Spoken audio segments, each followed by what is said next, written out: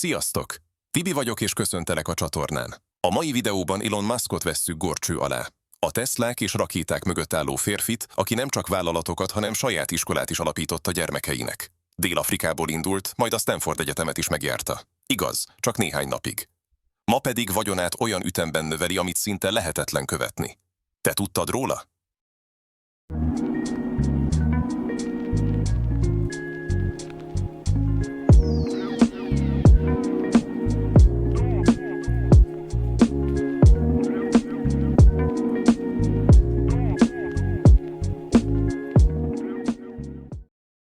Nightclubot csinált a lakásából, hogy ki tudja fizetni az albérletet.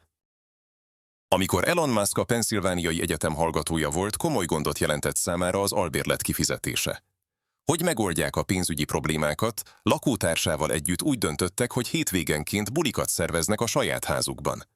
Az ötlet egyszerű volt, de zseniális. Csinálnak egy illegális úgynevezett éjszakai klubot, ahová belépőt szednek a diákoktól. Az eseményeken gyakran 400-500 egyetemista vett részt, és mindenki Musk házában bulizott, miközben ő maga teljesen józan maradt. Ez az élmény korán megmutatta, milyen leleményes és gyakorlatias tud lenni, ha pénzkeresetről van szó.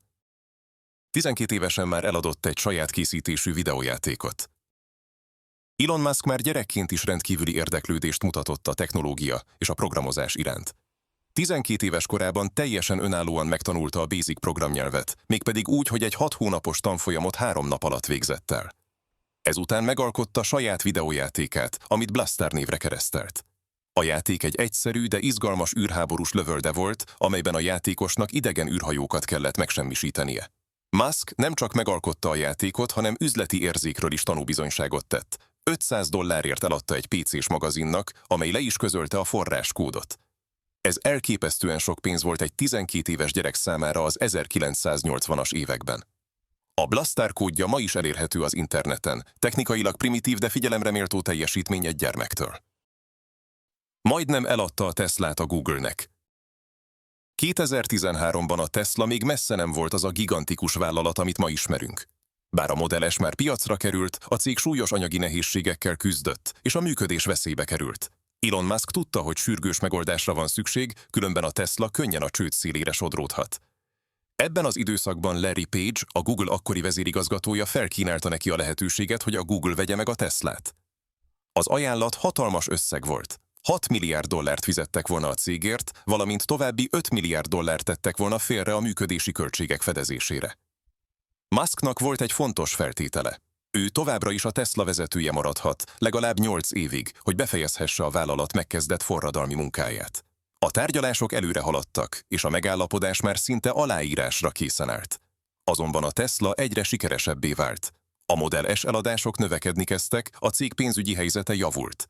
Elon Musk végül úgy döntött, hogy nem adja el a Teslát.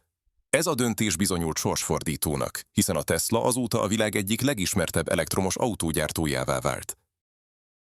Megvette James Bond tengeralattjáró autóját. Elon Musk nem csak a valóságban szeret újító technológiákkal kísérletezni, hanem a filmek világában is igazi rajongó. Egyik legismertebb gyűjtőszenvedélye a filmes relikviákhoz kötődik, amelynek csúcspontja a James Bond film egyik ikonikus járművének, a tengeralattjáró autónak megvásárlása volt.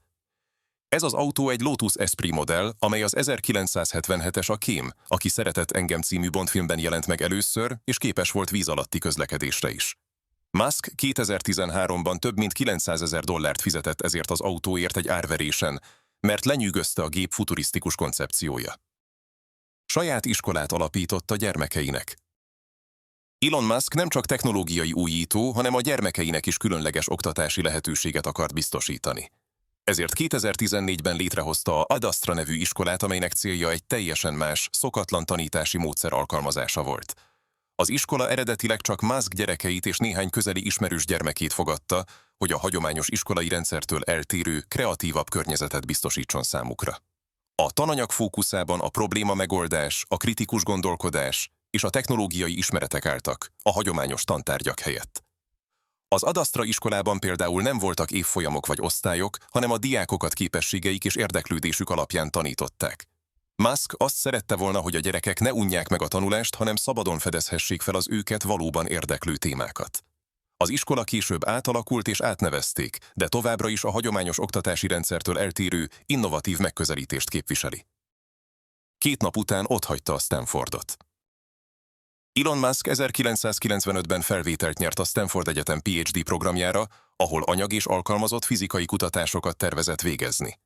Ugyanakkor a technológiai forradalom éppen csak kezdett kibontakozni, és Musk úgy érezte, hogy a valódi lehetőségek nem az egyetemi falak között, hanem a szabad piacon rejlenek.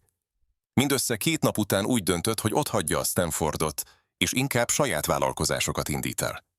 Ez a lépés alapozta meg Musk vállalkozói pályafutását, és később vezetett olyan nagy sikerekhez, mint a PayPal, a Tesla vagy a SpaceX. 3 állampolgársága van.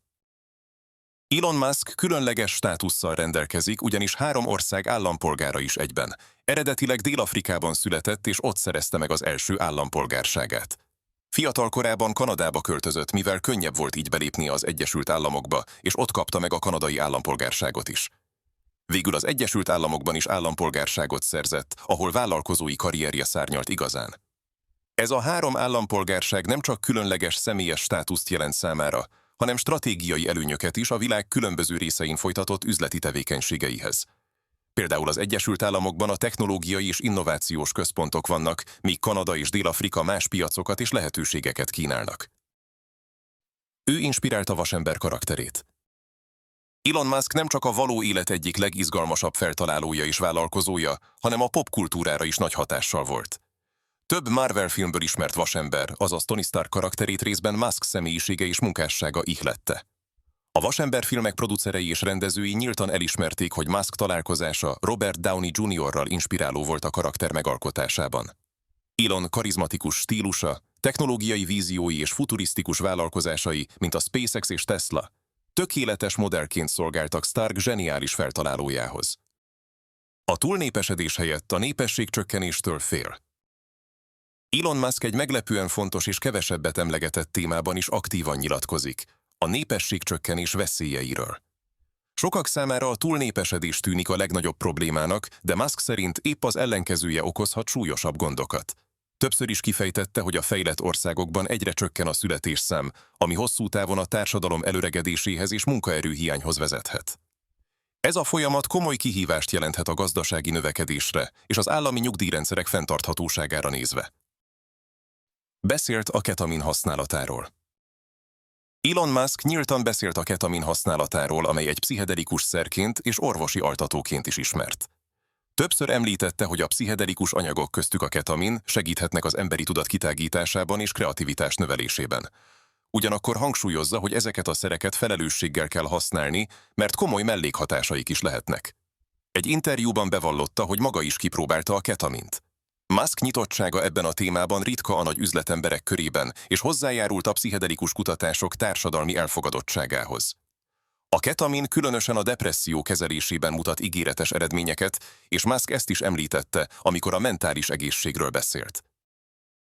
Ahogy láttuk, Elon Musk életútja szokatlan irányokat vett. Tudomány, üzlet és oktatás egyaránt helyet kapott benne. Egy olyan figura, aki nem csak vállalatokat épít, hanem egész iparágakat formál át a saját elképzelései szerint. De most rajtatok a sor. Írjátok meg kommentben, melyik volt számotokra a legmeglepőbb tény, és azt is, kiről legyen a következő videó. Ne felejts el feliratkozni, mert hamarosan újabb hírességek kevésbé ismert oldalát ismerheted meg. Én Tibi voltam, és találkozunk a következő videóban. Sziasztok!